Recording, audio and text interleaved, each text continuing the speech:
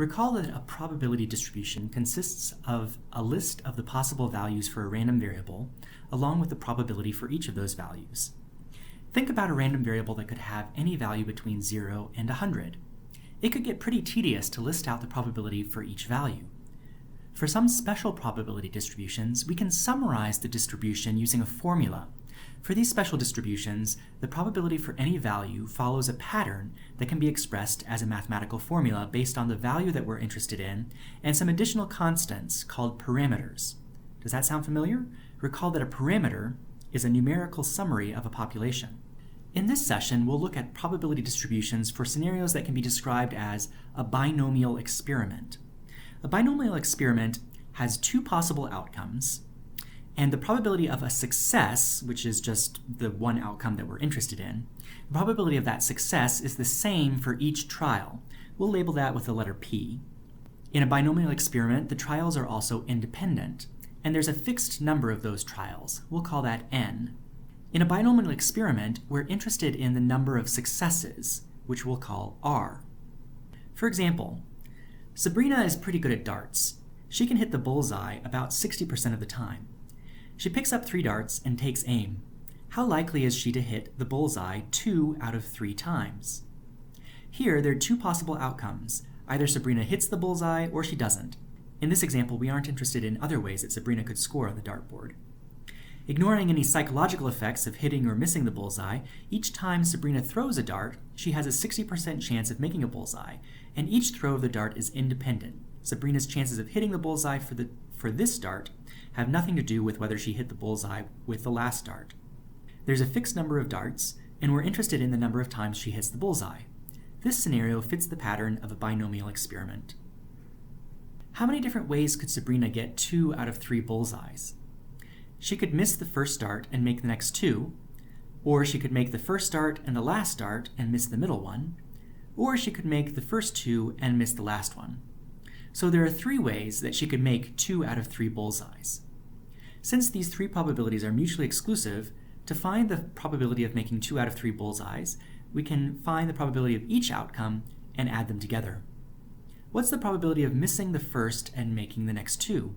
Since we said that the 3 trials are independent, we can simply multiply together the probabilities of each trial.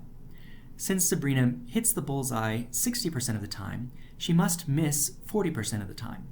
So if she misses the first, that's 40%, and if she makes the next 2, that's 60% and 60%. Multiplying the 3 together gives 14.4%. We can follow the same logic for the other 2 possible outcomes. Notice how they all have the same probability, 14.4%. That's because all 3 outcomes have 2 successes and 1 failure. When we multiply them together, it doesn't matter what order the successes and failures happen in. All that matters is the number of successes and failures. Now, we found the probabilities for each of the 3 possible orders of the darts. To find the probability that Sabrina gets 2 out of 3 no matter what the order, we simply add the 3 together. That gives 43.2%. This example shows the 3 pieces of the formula for a binomial distribution. We have the probability of success raised to the power of the number of successes. Remember that repeated multiplication is the same as exponentiation. This is multiplied by the probability of failure raised to the power of the number of failures. Then we also have another factor based on the number of different ways we can order the successes and failures. This number is called the binomial coefficient. The binomial coefficient is the number of different ways that a given number of successes and failures can be ordered. It's calculated as the factorial of the total number of trials divided by the factorial of the number of successes and the factorial of the number of failures. For example, the binomial coefficient for getting 2 out of 3 bullseyes is 3 factorial divided by 2 factorial times 1 factorial, because there are 2 successes and 1 failure. Remember that the factorial, shown with an exclamation point in mathematical notation, is the product of all of the integers between 1 and the given number. So 3 factorial is 3 times 2 times 1. 2 factorial is 2 times 1, and 1 factorial is just 1. So the binomial coefficient is 6 divided by 2, which is 3. That's the same result we found by our careful thinking just a moment ago. There are 3 ways to order 2 successes and 1 failure. So to summarize, we have the binomial distribution, which is the probability of a given number of successes in a binomial experiment. It's given by the formula: the probability for the given number of successes r is the binomial coefficient for r successes and n minus r failures times the probability of success raised to the power of the number of successes times the probability of failure raised to the power of the number of failures. Now remember that if p is the probability for success and there are only 2 possible outcomes, then 1 minus p must be the probability of failure. That binomial coefficient can be expanded as n factorial, the number of total trials, divided by the number of successes factorial, r, and the number of failures, which is n minus r, the total number of trials minus the number of successes. That's the number of failures factorial. Suppose that we have a binomial experiment with 5 trials, and the probability of success is 25%. What's the probability of getting 3 successes out of those 5 trials? Well, the binomial coefficient is the number of trials, 5 factorial, divided by the number of successes factorial, so 3 factorial, and the number of failures factorial. Well, if there are 5 trials and 3 of them are successes, that must mean that 2 were failures. So we have the binomial coefficient 5 factorial divided by 3 factorial, 2 factorial. We can expand that out to 5 times 4 times 3 times 2 times 1, divided by 3 times 2 times 1, and 2 times 1. If we simplify that, we get 10. So there are 10 different ways that we could order 3 successes and 2 failures. So we have the probability of getting 3 out of 5 successes is 10, that binomial coefficient, times the probability of success, 0.25, raised to the power of 3, that's the number of successes, times the probability of failure, which was 75%, raised to the power of the number of failures, which was 2. If we simplify that, we get 8.8%. Let's go back to Sabrina for a moment. I imagine that Sabrina is less interested in whether she can get exactly 2 out of 3 bullseyes than whether she can get at least 2 out of 3 bullseyes. Getting at least 2 out of 3 bullseyes is the same as saying that Sabrina got either 2 out of 3 bullseyes or all 3 out of 3 bullseyes. Since these possibilities are mutually exclusive, we can find the combined probability by adding together the individual probabilities. So the probability that the number of successes is at least 2, greater than or equal to 2, is the probability of getting exactly 2 plus the probability of getting exactly 3 successes. If you use the formula for the binomial distribution, you find that this is 0.432 plus 0.216, which gives us a total probability of 64.8%.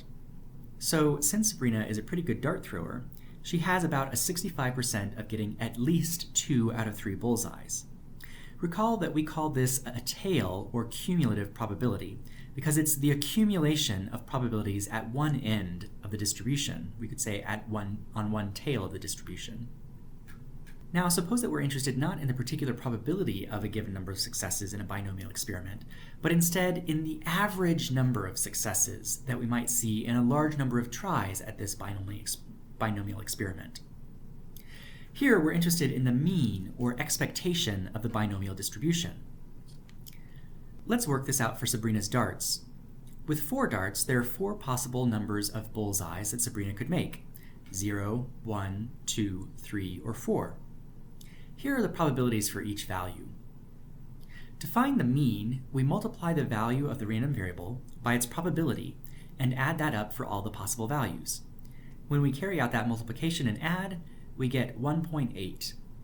So on average, when Sabrina goes to throw 3 darts, she hits this bullseye 1.8 times. Well, of course, there's no actual time that she hits the bullseye 1.8 times because you can't hit a bullseye 0.8 of a time. It just doesn't make any sense. What we mean by this is that the average number of times that she'll hit the bullseye in 3 trials, if she plays over and over and over for a long time, will be 1.8. Sometimes she'll hit 1 times, sometimes she'll hit 2 times, every once in a while she'll hit 3 times, but if we were to take an average over many, many tries of throwing 3 darts, the average number of times she hits the bullseye will be 1.8. Now, let's think about that a bit more. we know that Sabrina hits the bullseye 60% of the time. If she's going to throw 3 darts, and we want to know how many bullseyes we would expect, perhaps we could just take 60% of 3. Well, 60% of 3 is exactly what we got before, 1.8. That's what we got from our manual calculation. In fact, the mean, or expectation, for any binomial distribution is simply the number of trials multiplied by the proportion of successes. In mathematical notation, we could say n times p. This is pretty much what you would expect from common sense reasoning. For example, suppose that we know that 12% of the students at the university are nursing majors. We take a random sample of 250 students and ask each one their major. How many nursing majors might we expect in our sample? Since the students are selected randomly, they can be considered independent trials. And because there are only 2 possibilities that we're interested in, either nursing major or some other kind of major, this scenario can be considered a binomial experiment. The probability for any given number of nursing majors in our sample will be given by the binomial distribution with 250 trials and a success probability of 0.12. What's the mean of this distribution? 250 times 0.12 is 30, so we would expect about 30 nursing majors in our sample. Will our sample have exactly 30 nursing majors? No, 30 is just the average number of nursing majors that we would find in samples like this one. But the number of nursing majors in our sample is likely to be pretty close to 30.